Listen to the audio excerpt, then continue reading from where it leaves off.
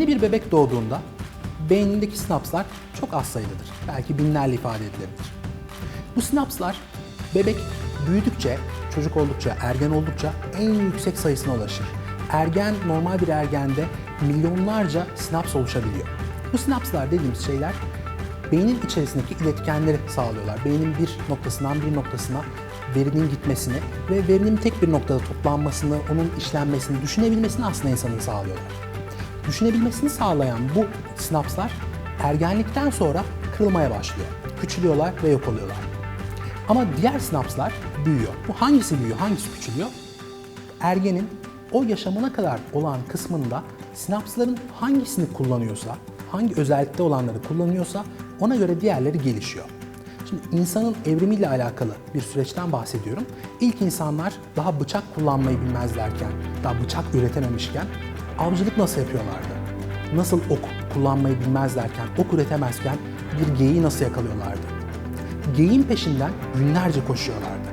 Geyik kısa mesafede onları çok hızlı bir şekilde geçerken geyiğin peşinden günlerce koştuklarında geyik en sonunda yeter be deyip yere yığılıyordu. Ve insan gidip taşla kafasını ezip öldürüp yiyordu. Şimdi bu genler artık bizde var, hala var ama işe yaramıyorlar. Neden? Çünkü artık kullanmıyoruz.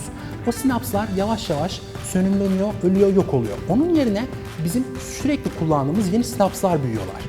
Yani örneğin bizim bu telefon kullanırken yaptığımız parmak hareketleri.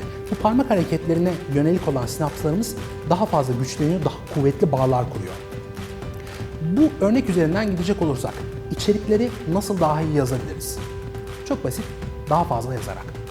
Eğer biz sürekli olarak içerik üretiyorsak, sürekli yeni içeriklerle kendimizi güçlendiriyorsak, o sinapsları güçlendiriyorsak, o yazma kabiliyeti olan ya da anlatma kabiliyeti olan, fotoğraf çekme kabiliyeti olan içerik olarak ne aklınıza geliyorsa onun kabiliyeti olan sinapslar daha büyüyor, daha gelişiyor, daha kuvvetli bağlar kuruyor. Bu kuvvetli bağlar sayesinde bir alanda diğer insanlardan daha yetenekli olarak tanımlanabiliyoruz. Yani eğer yıllardır blog yazıyorsanız siz diğer insanlardan daha yetenekli olarak anılabilirsiniz. Çünkü sizin o alandaki sinapslarınız daha kuvvetli bir şekilde bağlanmış durumdadır. Bu yüzden gerçekten sürekli olarak pratik yapmak çok daha etkili bir yöntem.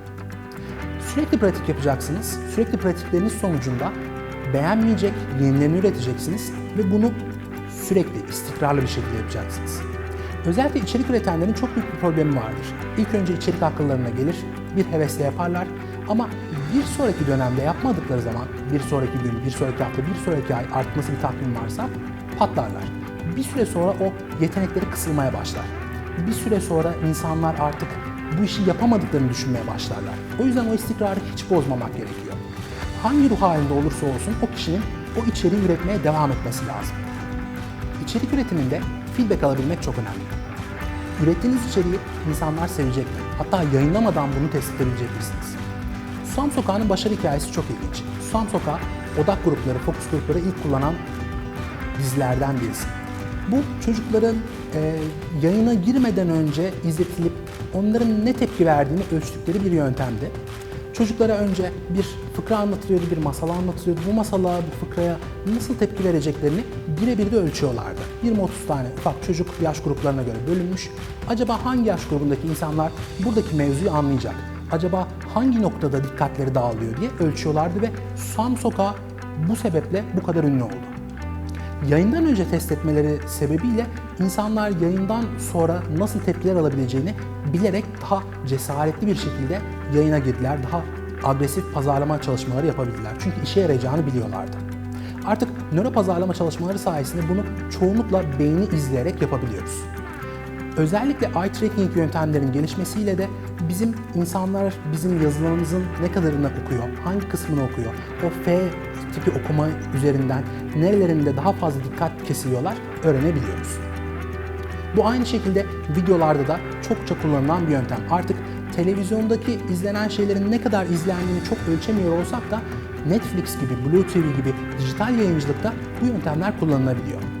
Çünkü Netflix'in test gruplarında artık insanlar bir laptopta, yani kamerası olan bir laptopta izliyorlar ve eğer izin verilirse test grubuna dahil olurlarsa insanların gözünün nereye baktığını ölçebiliyorlar. İnsanların yayının kaçıncı dakikasında çıktığını ölçebiliyorlar. Hangi kısımda sıkıldığını, hangi kısımda videoyu terk ettiğini ölçebiliyorlar. Bu sayede Netflix gibi yayıncılar çok daha yüksek feedback'te çok daha güzel içerikler üretebiliyorlar. İyi bir içerik üreticisi olabilmek için çok fazla içerik üretmek, sürekli üretmek, istikrarlı üretmek ve feedback toplamak, bu feedbacklere göre içeriklerimizi sürekli olarak geliştirmek, evrimleştirmek gerekiyor.